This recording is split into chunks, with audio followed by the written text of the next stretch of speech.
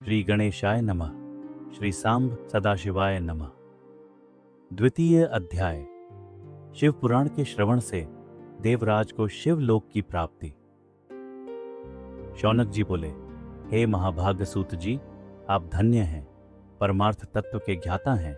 आपने कृपा करके हम लोगों को यह बड़ी अद्भुत एवं दिव्य कथा सुनाई है।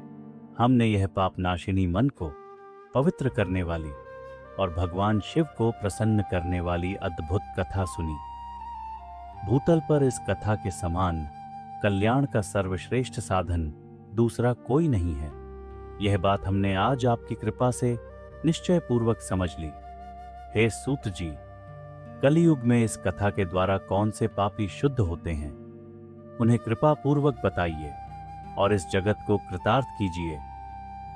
सूत जी बोले, हे मुने, जो मनुष्य पापी, दुराचारी, खल तथा काम क्रोध आदि में निरंतर डूबे रहने वाले हैं, वे भी इस पुराण से अवश्य शुद्ध हो जाते हैं।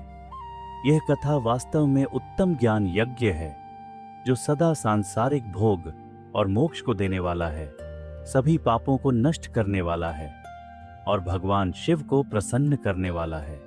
जो अत्यंत लालची, सत्यविहीन, अपने माता पिता से द्वेष करने वाले, पाखंडी तथा हिंसक वृत्ति के हैं, वे भी इस ज्ञान यज्ञ से शुद्ध हो जाते हैं। अपने वर्णाश्रम धर्म का पालन न करने वाले और ईर्ष्याग्रस्त लोग भी कली काल में इस ज्ञान यज्ञ के द्वारा पवित्र हो जाते हैं।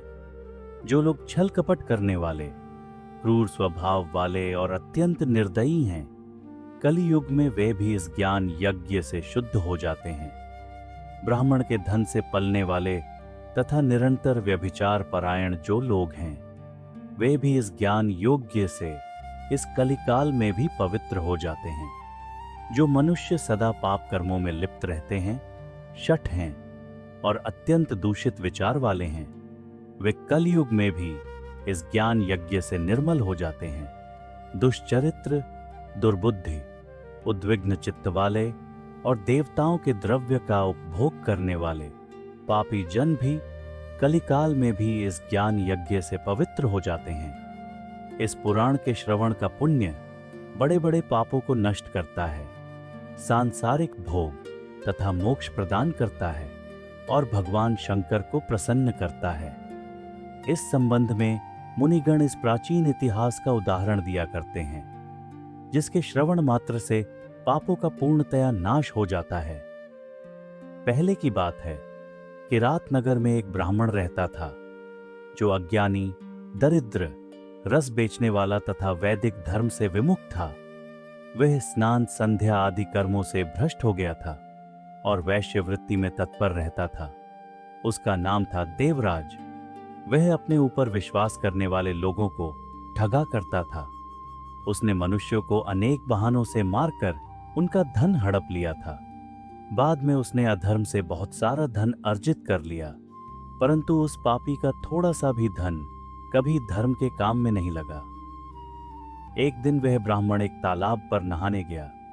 वहां शोभावती नाम की एक वेश्या को देखकर वह अत्यंत मोहित हो गया। वह सुंदरी भी उस धनी ब्राह्मण को अपने वशीभूत हुआ जानकर प्रसन्न हुई। आपस में वार्तालाप से उनमें प्रीति उत्पन्न हो गई। उस ब्राह्मण ने उस वेश्या को पत्नी बनाना तथा उस वेश्या ने उसे पति बनाना स्वीकार कर लिया। इस प्रकार कामवश होकर वे दोनों बहुत समय तक विहार करते रहे। बैठने, सोने, खाने पीने तथा क्रीड़ा में वे दोनों निरंतर पति पत्नी की तरह व्यवहार करने लगे। अपने माता पिता तथा पत्नी के बार बार रोकने पर भी पाप कृत्यों में संलग्न वह ब्राह्मण उनकी बात नहीं मानता था।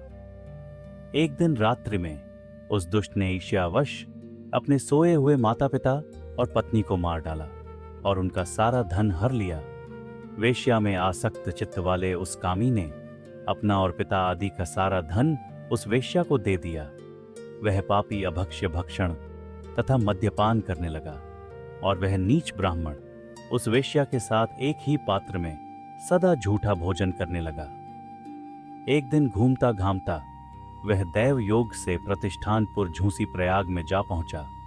वहां उसने एक शिवालय देखा जहां बहुत से साधु महात्मा एकत्र हुए थे। देवराज उस शिवालय में ठहर गया और वहां उस ब्राह्मण को ज्वर आ गया। उस ज्वर से उसको बड़ी पीड़ा होने लगी। वहां एक ब्राह्मण देवता शिव पुराण की कथा सुना रहे थे। ज्वर में पड़ा हुआ देवराज ब्राह्मण के मुखार विंद से निकली हुई उस शिव कथा को निरंतर सुनता रहा। 1 मास के बाद वह ज्वर से अत्यंत पीड़ित होकर चल बसा। यमराज के दूत आए और उसे पाशों से बांधकर बलपूर्वक यमपुरी में ले गए। इतने में ही शिवलोक से भगवान शिव के पार्षदगण आ गए। उनके गौरंग कर्पूर के समान उज्जवल थे, हाथ त्रिशूल से सुशोभित हो रहे थे। उनके संपूर्ण अंग भस्म से उद्भासित थे और रुद्राक्ष की मालाएं उनके शरीर की शोभा बढ़ा रही थीं। वे सब के सब क्रोध करते हुए यमपुरी में गए और यमराज के दूतों को मार पीट कर बारंबार धमकाकर उन्होंने देवराज को उनके चंगुल से छोड़ा लिया और अत्यंत अद्भुत विमान पर बिठाकर जब वे शिवदूत कैलाश जाने को उद्यत हुए, उस समय यमपुरी में बड़ा भारी कोलाहल मच गया। उस कोलाहल को सुनकर धर्मराज अपने भवन से बाहर आए। साक्षात दूसरे रुद्रों के समान प्रतीत होने वाले उन चारों दूतों को देखकर धर्मज्ञ धर्मराज ने उनका विधिपूर्वक पूजन किया। यम ने ज्ञान दृष्टि से देखकर सारा वृत्तांत जान लिया। उन्होंने भय के कारण भगवान शिव के उन महात्मा दूतों से कोई बात नहीं पूछी। यमराज से पूजित तथा प्रार्थित होकर वे शिवदूत कैलाश को चले गए और उन्होंने उस ब्राह्मण को दयासागर सांब शिव को दे दिया। शिव पुराण की यह परम पवित्र कथा धन्य है, जिसके सुनने से पापी जन भी मुक्ति के योग्य बन जाते हैं। भगवान सदाशिव के परम धाम को वेदज्ञ सभी लोकों में सर्वश्रेष्ठ बताते हैं। यहां तक कि जिस पापी ने धन के लोभ से अनेक लोगों की हत्या की तथा अपने माता पिता और पत्नी को भी मार डाला, वह वेश्यागामी शराबी ब्राह्मण देवराज भी इस कथा के प्रभाव से भगवान शिव के परम धाम को प्राप्त कर तत्क्षण मुक्त हो गया।